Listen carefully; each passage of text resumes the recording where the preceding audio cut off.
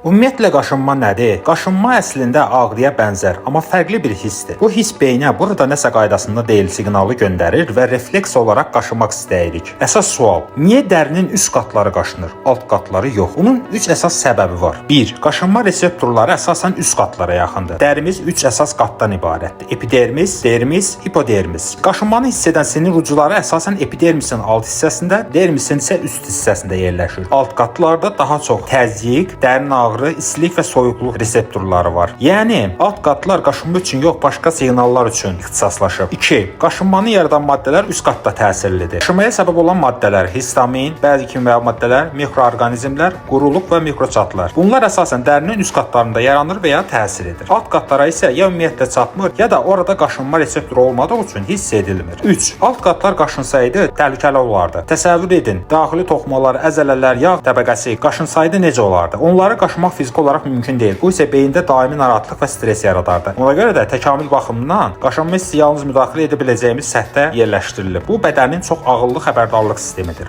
Xülasə, elmlə qalın, elmli qalın.